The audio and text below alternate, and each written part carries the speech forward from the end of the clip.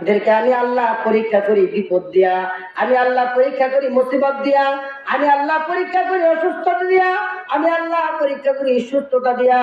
আল্লাহ কোরআনুল কারীমের ভিতরে বলেন, ওয়ালা নাবলুওয়ান্নাকুম বিশাইইন মিনাল খাউফি ওয়াল জু'i ওয়া নাকসিন মিনাল আমওয়াল ওয়াল আনফুসি ওয়াস সামারাত ওয়া বাশশিরিস সাবিরিন। আল্লাহু আকবার বলেন।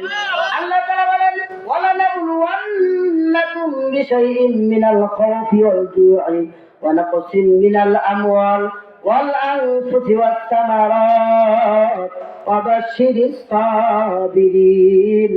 আমি আল্লাহ কাউকে পরীক্ষা করি দম ফর্স দিয়া, ফল ফলাদি দিয়া। আমি আল্লাহ কাউকে পরীক্ষা করি ফল ফলান্ত দিয়া। আমি আল্লাহ কাউকে পরীক্ষা করি সন্তান দিয়া। আমি আল্লাহ কাউকে পরীক্ষা করি সন্তান দিয়া। আমি আল্লাহ কাউকে পরীক্ষা করি অসুস্থতা দিয়া। আমি আল্লাহ কাউকে পরীক্ষা করি সুস্থতা দিয়া।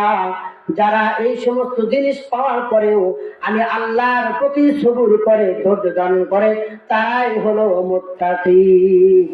দেখছেন না কথা বলেন?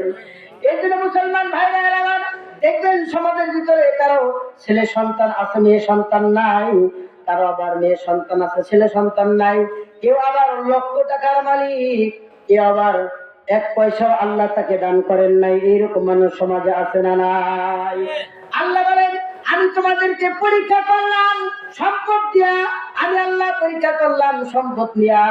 যে সম্পদ গুলা আল্লাহ আমাদেরকে দিয়েছেন, এই সম্পদ দিয়ে আল্লাহ পরীক্ষা করতে চান কেন? কারণ এই সম্পদের কারণে মানুষ জান্নাতে যাবে, সম্পদের কারণে মানুষ জাহান্নামে দৌড়াবে।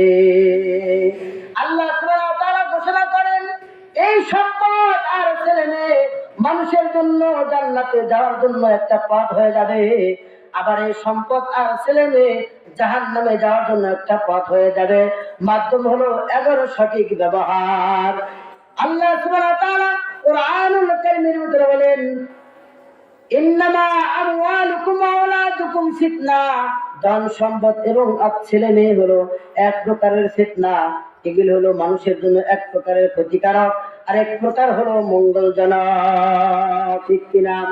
এ মুসলমান ভাইরা আমার, আল্লাহ সুবহানাহু ওয়া তাআলা আমাদের কারো কারো লক্ষ কোটি টাকার মালিক বানিয়েছেন, হাজার হাজার টাকার মালিক বানিয়েছেন।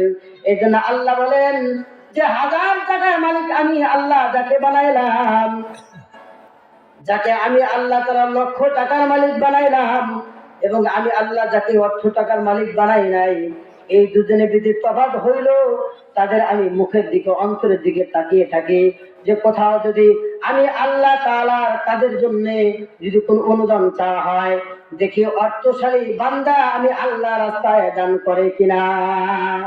এই জন্য আল্লাহ সুবহানাহু ওয়া তাআলা বলেন, আল্লাহ সুবহানাহু ওয়া তাআলা বলেন, যারা মুমিন হবে, নিজেকে ইমানদার দাবি করবে, কেবলমাত্র শুধুমাত্র জান মাল সম্পদ কেবলমাত্র আল্লাহ রাস্তায় কুরবানি করবে।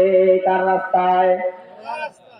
ইন্নাস সালাতা তানহা আনিল ফাহশাই ওয়াল মুনকার। আল্লাহ তাআলা বলেন, একমাত্র অশ্লীল বেয়াদনা খারাপ কাজ থেকে নামাজ তাদেরকে বিরত থাকে।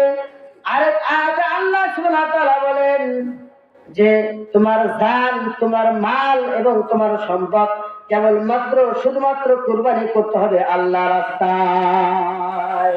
কার রাস্তায়? কার রাস্তায় কুরবানি করতে হবে? আল্লাহ রাস্তায় কুরবানি করতে হবে।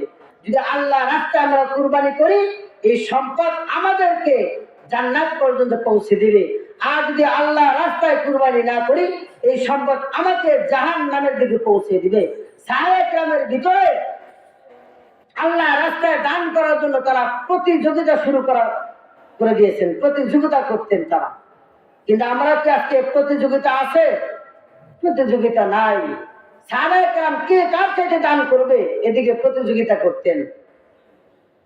আল্লাহ রাসূল সাল্লাল্লাহু আলাইহি ওয়াসাল্লাম বদরের যুদ্ধের সময় হয়ে গেল, সাহাবাদেরকে ডাক দিয়ে বলেন, ওগো সাহাবায়ে কেরাম, বদরের যুদ্ধে সংঘটিত হয়ে যাচ্ছে, সময় গুনে আসতেছে, যুদ্ধের ময়দানে যদি আমরা যুদ্ধে অংশগ্রহণ করি আমাদের